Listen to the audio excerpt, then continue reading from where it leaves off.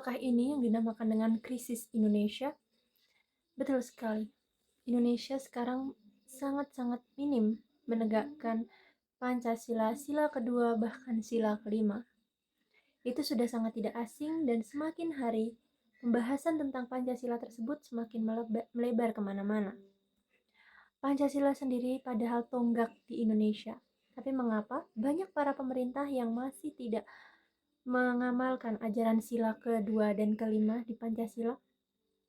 Berikut beberapa contoh yang dapat kita petik, yang dapat kita pelajari, yang dapat kita lihat bahwa semakin hari keadilan di Indonesia terasa semakin abu-abu. Keadilan merupakan kata yang sering kita dengar dalam kehidupan sehari-hari. Istilah ini digunakan mulai dari hal-hal kecil yang terkesan sepele hingga persoalan besar yang memiliki dampak yang luas bagi masyarakat. Namun, muncul sebuah pertanyaan. Apakah keadilan benar-benar mampu kita realisasikan dalam setiap aspek kehidupan? Dalam praktiknya sendiri, keadilan seringkali belum sepenuhnya diterapkan.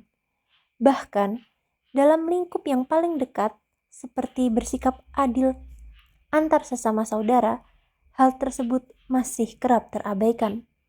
Sebagai anak bangsa dan sebagai warga negara Indonesia, sudah tugas kita bukan? Untuk selalu mengamalkan nilai-nilai Pancasila. Mungkin kita bisa melakukan dari hal-hal kecil karena hal-hal kecil sendiri merupakan tonggak-tonggak untuk hal-hal yang besar di kemudian hari. Begitu pula dalam konteks yang lebih luas, seperti keadilan dalam pembagian sembako di setiap wilayah, yang masih sering menimbulkan ketimpangan untuk kita. Hal ini kemudian menimbulkan pertanyaan lanjutan, yaitu apakah pemerintahan telah mampu berlaku adil bagi seluruh rakyat Indonesia? Maka, melalui pembahasan singkat saya ini, bersama saya Juwita dengan nomor NIM B100250330 dari kelas E Program Studi Manajemen akan mengulas secara ringkas mengenai makna dan penerapan keadilan di Indonesia. Dan apakah benar keadilan sudah dapat berlaku di Indonesia?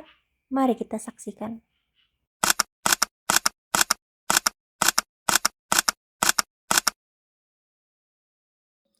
Kasus yang mungkin sedang hangat saat ini adalah ketidakadilan tentang pemerintah yang menangani kasus PT Teradron yang mengalami kebakaran. Direktur PT tersebut langsung ditangkap dengan alasan yang kurang memuaskan.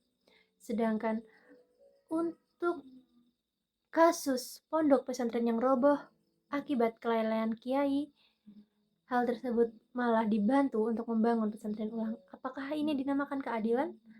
Padahal kedua-dua kasus tersebut sama-sama memakan korban jiwa yang tidak sedikit. Maka, mari sebagai bangsa Indonesia, sebagai generasi emas, kita harus membuka mata kita untuk lebih menegakkan sila kedua dan sila kelima di Pancasila. Mungkin ini akan terasa sulit, namun dengan kerjasama kita semua, saya yakin bahwa Indonesia mampu mengamalkan sila kedua dan sila kelima lagi. Sekian dari saya. Kurang lebihnya mohon maaf. Wassalamualaikum warahmatullahi wabarakatuh. Sampai jumpa.